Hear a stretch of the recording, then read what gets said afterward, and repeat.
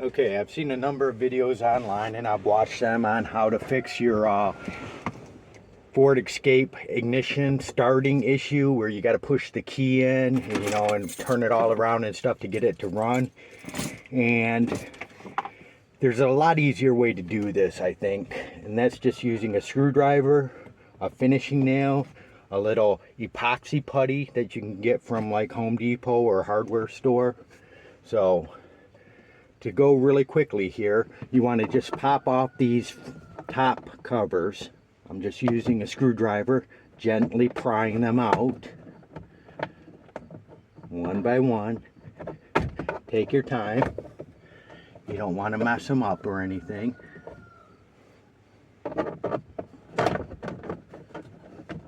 Okay, look at that. They both came off just like that.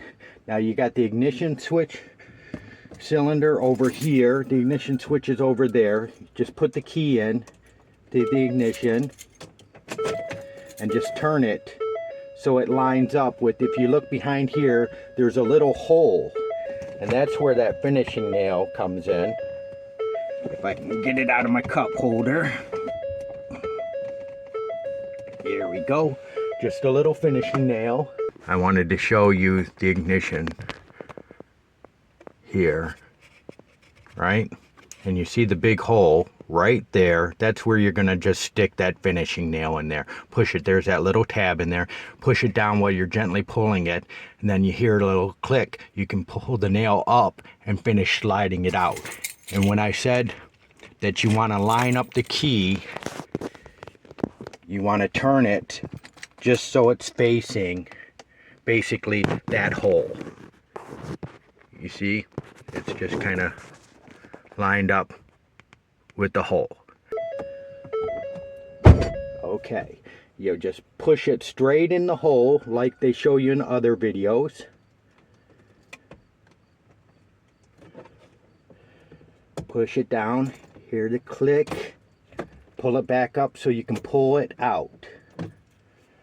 And you'll see I've already fixed this, and all I did was I just needed a little of this putty, which is like clay or putty, and put it along the flat edge of it and a little along the top.